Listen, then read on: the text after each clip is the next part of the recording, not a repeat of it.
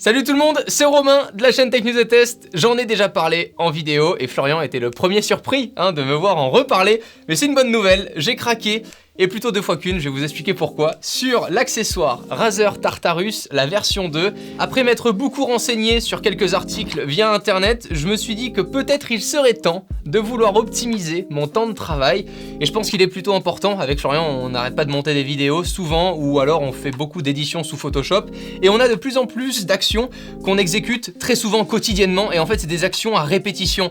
Et c'est le meilleur moyen, je pense, ce produit, pour qu'on arrête d'avoir ces actions à répétition sur un clavier, mais qu'on puisse toutes les associer via une touche qu'on aura programmée pour pouvoir s'en servir directement avec notre main gauche, tout en se servant de notre souris avec notre main droite. C'est pour ça que j'ai découvert au départ le produit, j'en ai acheté un, et j'en ai acheté deux. Le voilà, c'est celui que je déballe avec vous, c'est pour ça que je vais pouvoir vous en parler plus comme un test, parce que ça fait déjà 2 semaines que je monte les vidéos grâce à ce petit pavé mécanique, puisque c'est un clavier méca. On a la boîte, ainsi, toujours très jolie boîte avec les petits accessoires, mais l'accessoire dont on aura le plus besoin pour utiliser ce produit, en premier, c'est Internet, parce que le logiciel du produit s'installe grâce à Internet et se met à jour via Internet, donc c'est le logiciel Synapse qui est associé au produit, c'est le logiciel sur lequel tu vas pouvoir programmer en fait toutes les touches, soit en exécutant des macros. Alors ce qu'on appelle des macros, c'est par exemple, tu vas taper sur ton pavé numérique habituel de ton clavier 1, 2, 3. Bah là, tu vas pouvoir dire au logiciel Synapse que le 1, 2, 3 s'exécute directement via une touche qui est la touche 15. Et en appuyant sur la touche 15, ça écrira automatiquement 1, 2, 3. T'as compris? En gros, c'est une succession d'actions à associer à une seule et même touche. C'est pour ça que je me suis dit que ça pouvait être intéressant. Et quand je l'ai testé, au départ, c'était vraiment très bizarre. Alors déjà, parce qu'il y a beaucoup trop de touches, 32 touches programmables. Tu peux même en avoir 64 avec la fonction Hyper Shift de Razer. Mais j'arrive déjà pas à retenir, si tu veux, ma date de naissance tous les jours. Donc 64 touches programmables, j'aurais beaucoup de mal là-dessus. J'en utilise à peu près une quinzaine.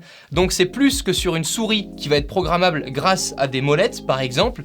Et c'est un peu moins que sur un clavier qui va te demander plus d'espace pour exécuter des actions, même si avec plein de logiciels tu peux supprimer l'action qui est à l'autre bout de ton clavier pour la mettre à côté d'une autre touche. Simplement c'est plus simple je trouve avec ce pavé mécanique de tout avoir sous la main, et niveau ergonomie c'est vraiment cool, je trouve, parce que t'as ta main qui vient se poser directement sur le petit pavé là en mousse, qui est très agréable, et tu as une ergonomie qui est pratiquement similaire à celle de ta main droite. Ta main droite uniquement, c'est pas compatible pour les gauchers. Donc s'il y a des gauchers qui utilisent la souris de leur main gauche, bah, ça va pas être possible de pouvoir l'utiliser à la main droite. Ça c'est vraiment le point négatif, c'est assez dommage. Alors évidemment, je les vois déjà venir, c'est absolument pas nouveau. Ça fait des années que ça existe, ça fait bientôt 10 ans que ce produit existe.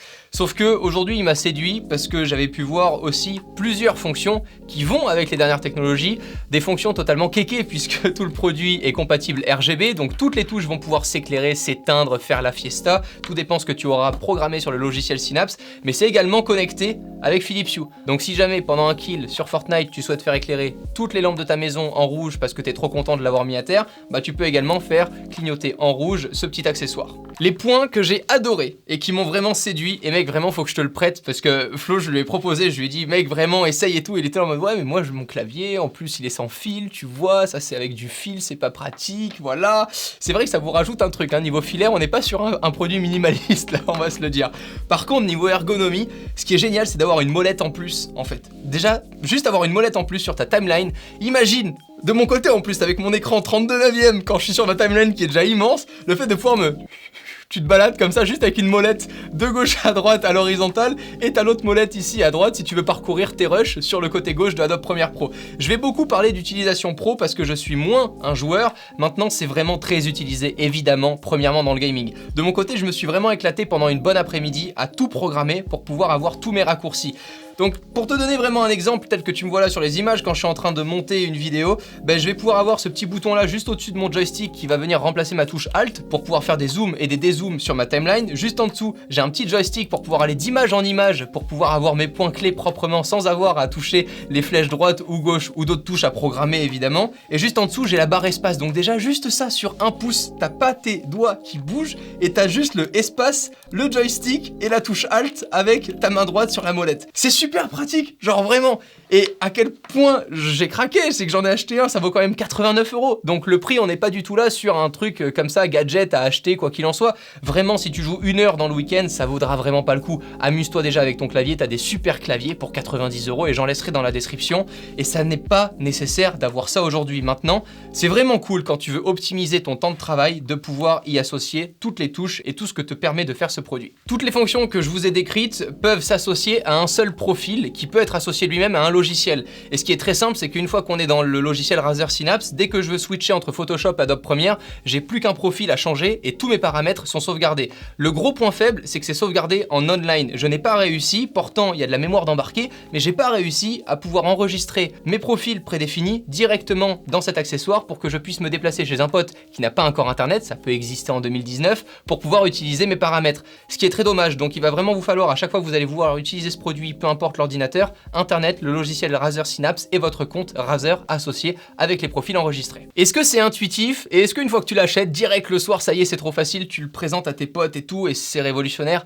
Pas du tout. Et c'est tu vois, c'est un peu comme mon défi que j'ai jamais réussi, hein. Tu vois, j'ai de l'iPhone, tu vois, c'est exactement la même chose. C'est comme si tu repasses d'iOS à Android, tu bugs de ouf pendant, mais vraiment des heures. T'es en mode, attends, je vais toucher ma touche C pour faire un cut sur mon montage, et puis t'es là en mode, ah bah non, en fait ça me sert, en fait je l'ai configuré là, tu vois, et toutes les 2 secondes, il faut vraiment, je pense, paramétrer correctement le produit, débrancher ton clavier et le mettre vraiment en lock, tu vois, forcé, tu demandes limite à ta copine de t'empêcher de toucher à ton clavier pendant les jours qui suivent pour t'y habituer. Mais c'est vraiment pas ergonomique, t'as pas l'habitude de tout avoir sous la main parce que t'as toujours la main qui a envie de faire ça avec ton clavier, tu vois, pour aller bouger de fonction en fonction.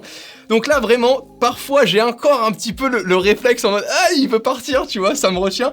Mais non, voilà, ça se configure vraiment simplement, il faut juste y accorder du temps sur le logiciel. Ensuite, à l'issue de ça, tout ce qui se configure vraiment lentement, c'est toutes les parties avec les couleurs, les colorimétries et tout associées aux touches. Mais pour moi, c'est pas du tout des fonctions primordiales à avoir. Ce qui est important, c'est d'associer les bonnes touches aux bons endroits pour que les touches que vous utilisez le plus souvent soient les plus accessibles. Voilà, alors normalement, cette vidéo aura été montée avec le Razer Synapse que je vais prêter à Florian, maintenant que j'en ai 2.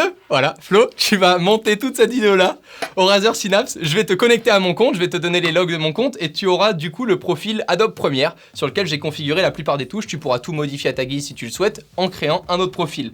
Pour celles et ceux que ça intéresse, ce produit-là, je le laisse en description, en plus des autres accessoires souris et clavier que je recommande à chaque fois, dont un tapis de souris XXL. C'est ce que je recommande aussi, j'aime beaucoup avoir ces tapis de souris-là pour tout avoir à la même hauteur, sur le même espace, sur son bureau. J'espère que cette vidéo vous aura plu, que ce premier avis sur ce produit également, c'était pas un test ultra complet, vraiment un ressenti en fonction de mes habitudes. À très vite, prenez soin de vous, ciao tout le monde.